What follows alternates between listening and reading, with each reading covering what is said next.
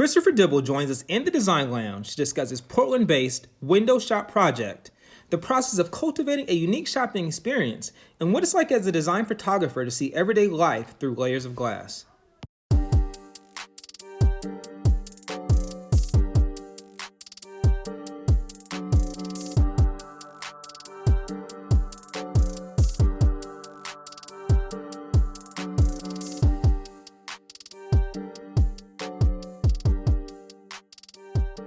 Okay, design photography. Sure. Did you have a chance to document the past year? So this is the thing. I have photographer friends, and I'm like, I love creating content.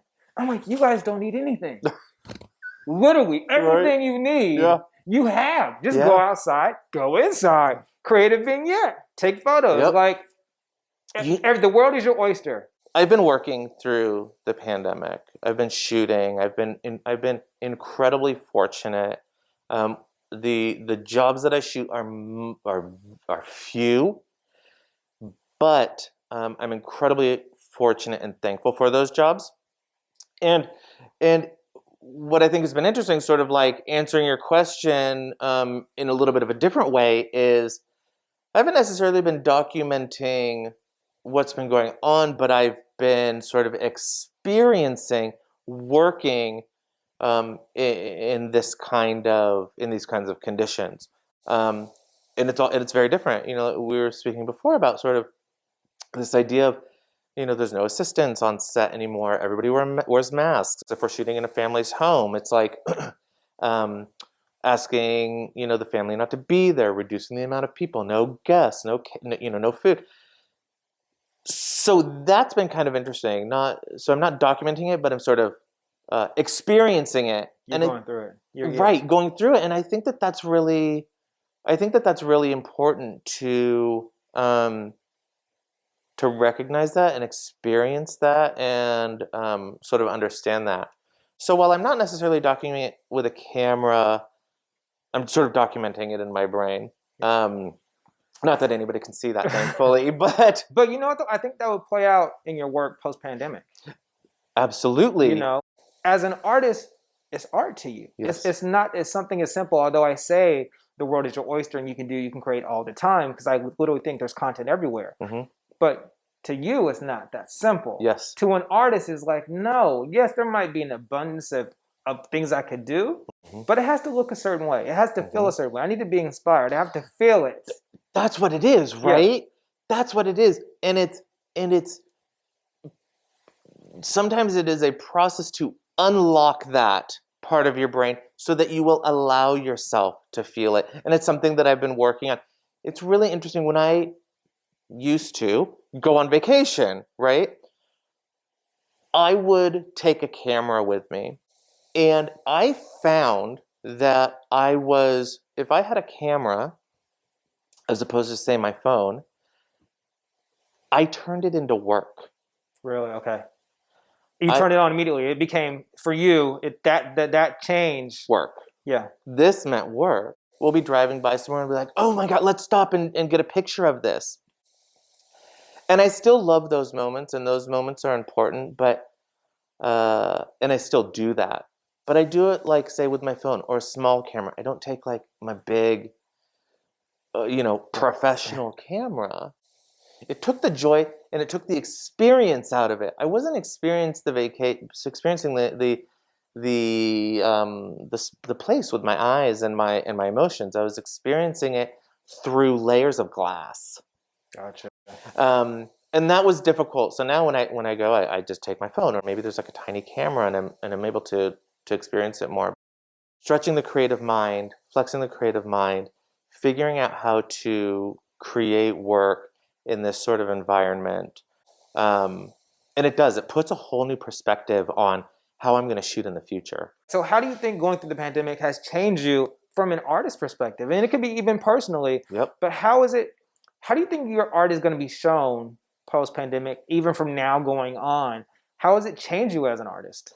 This idea of becoming more intentional in what we're doing and what we're creating, and also realizing, and I'm so glad that you asked that question, but realizing how important it is to unlock your creative brain and explore that, and not be so bogged down in numbers and estimates and jobs and technical aspects. Finding that balance. I think that's how my work is going to change. It's finding a little bit more of a balance. I think, and to your point, I think for me, how I reference time has changed Yeah. forever. You know what I mean? And not that I feel like I'm old, and not that I feel like, but I think when things get taken away from you, Yeah. you're like, okay, I need to be intentional about what I'm doing. Yes. I need to do what I enjoy. And also I feel like it created, I always say creators create. Yep. Right? At the end of the day, creators will create. We find a way. I love that. And I feel like what this has done for real creators in this space is it's created a baseline for everyone starting out, over again, essentially. Yeah. But it allows you to work those muscles that either lay dormant or that you didn't know you had, because you have the opportunity and the ability to look back and be like, okay, what do I want to do? Yeah. How can I do this? And I think just that experience of then doing those other things impact everything else. Think you're managing your moderate to severe love for design? I did. But even when I thought I was enjoying design, nothing was ever enough. Until I discovered Gray. Gray can help you enjoy international design like it has for millions of people before. Gray may lower your ability to accept mediocre design. Some people have noticed mild to moderate changes in behavior after subscribing to Gray. Side effects may include an intense appetite for top-notch design, mood elevation, difficulty avoiding your mailbox or computer, prolonged focus, intense or persistent enjoyment for the world around you, and an increased knowledge of design and design principles. Readers of Gray have also reported compulsive design interest and obsession. This may be a sign of a rare but serious condition which may result in a career in design. Contact your Gray representative for more information. Gray.com and local Gray events may increase these benefits. Subscribe to find out how Gray is right for you. If you've been kidding yourself about benefits of a proper design magazine, stop. It's time to subscribe to Gray. So tell us about Window Shop 2020. How did it come to be? Like, that's, fashion style, window shop, window dressing, of course. So tell me about it. Yep. So I remember getting on the phone with the owner of Woonwinkle in downtown, and we were sort of discussing ideas, and she had this great idea. And I thought, okay, let me go back to my partners at Makers Union PDX, MC LeMay of MC LeMay Designs, and Jubal Pravat of Carpentry PDX, both really badass builders, makers. And I said, here's an idea. Let's sort of discuss it. So through that, we started doing sort of some discovery, talking to our artists, getting their ideas, their feedback. And one of our artists, Olander Earthworks, who's also a member of Portland Made, said, oh, you guys, you should be talking with Megan Sinnott over at Portland Made, because she's, talking about the same thing. So of course we talked to her, we brainstorm, we love each other, we love community. We just aligned so much in what we wanted to do. And we thought, well, why don't we just combine our forces and blow this up as big as we can. Essentially what Window Shop is creating these beautiful window displays. We started working with an interior designer, Shana McCullough, and she brought in another designer, Elise Klein, but also we put out an open call to BIPOC makers. Having that representation is incredibly important to us, and our windows are 45+%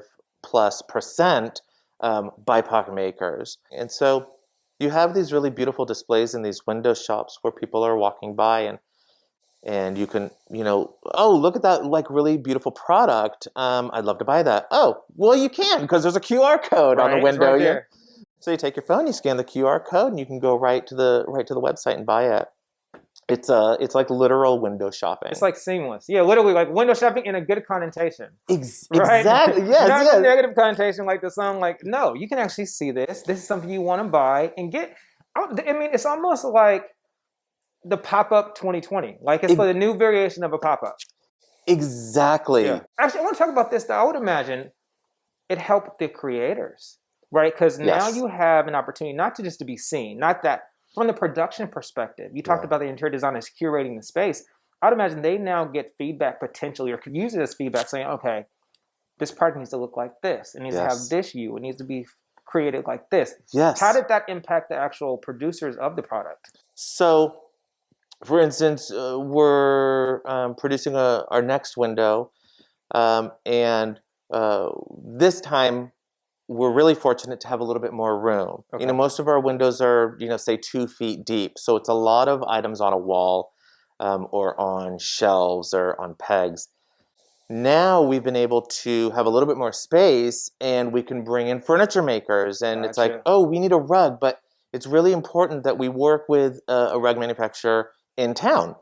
Absolutely. So reaching out to like rug tufters and saying, hey, we're looking for a 5x7 rug that can go on, under this table. The concept of the window, it's monochromatic. So, do you either have any pieces or, can you create a piece? It's a really just sort of wonderful way to work with makers. Well, and I was imagining it allows you to blend products that might not necessarily be together, right? So not only do you see another way for your product to be seen, yes, but you also get a wider demographic of an audience, hugely. Right? Because if I'm just going to a furniture store, I'm only seeing furniture. But then now if I'm seeing a rug and I'm seeing this is a totally different, and you know what I mean? And I'm seeing all these different, like, okay. Absolutely. And that's something that I love about Window Shop also is within these windows, there's furniture, wall art, clothing, food products, skincare. And just like you said, I can go into a shop that specializes in skincare, but I'm not going to see rugs, and I'm not going to see, wall art. So this is an opportunity to really see all. Again, it's this idea of sort of delivering it to people, packaging it up, and saying, take a look at this curation of goods. I mean, it's a one-stop shop in a well-curated way. It's not a hodgepodge of different products. It's like curated, specific, it's intentional in a way that maybe, like I said, maybe new or unique. Do you think, I know this is a loaded question, do you think that might be a forecast into the future of like retail, right? Because you have these spaces that are going to be available. Everyone's not going to be able to fill them. You guys might have found a formula to utilize these spaces in a way that you can pack in a more diverse set of products. Especially now, shopping online is sort of very standard. Mm-hmm. But the experience of going into a shop, I think, is still desired. I think it's still important.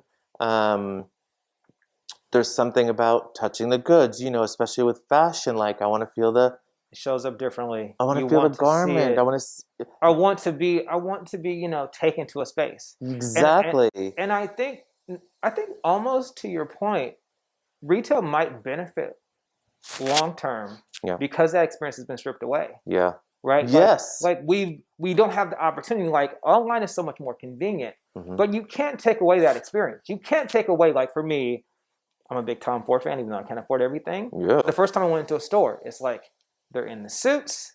There's a scent. Yep. There's the dust when I walk in. Yep. I'm touching all the fabrics. I can feel it. I can see it. And especially black doesn't show up well on video. It's like you can't duplicate that online. You have so many small businesses, especially people now, right, who don't necessarily have that job that they depended on, because that job doesn't exist anymore because of the pandemic. So they're making more and they're doing more art. What can I do as an artist? What can I do besides selling online? And like you said, there's something so nice about seeing it, touching it, experiencing it in person.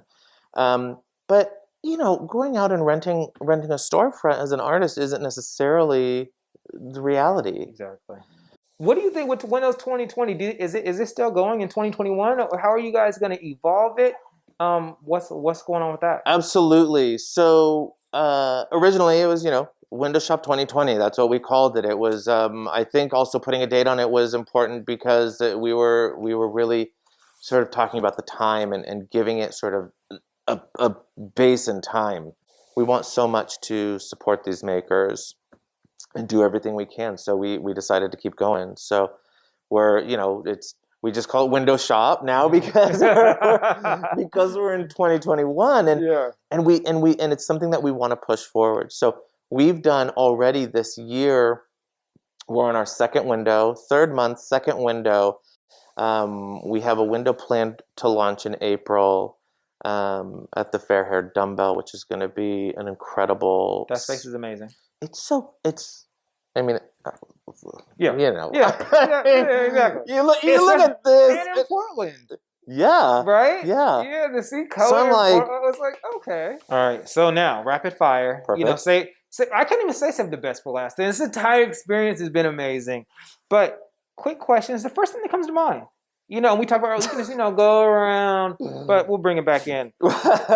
What design trend did you try during the pandemic?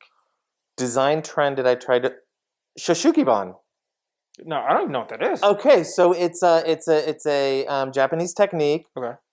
Where you torch wood, say furniture. People do siding for their home. So we had this great old lathe table that we had as sort of a credenza, and it was that very shabby chic, rustic look. And we thought, let's do Shoshukiban on this, and we took a blowtorch and torched it, and now it's this beautiful, shiny, matte, black, charred, beautiful piece of furniture. Sounds amazing. Yeah. Do you have a guilty pleasure? TV show, collection, books, shoes, tassels? They're all guilty pleasures. I will say I've been watching a lot of programming on TLC. So anything to keep my mind. What's your favorite? Might be a little addicted to 90 Day Fiancé. Okay, there you go. There you go.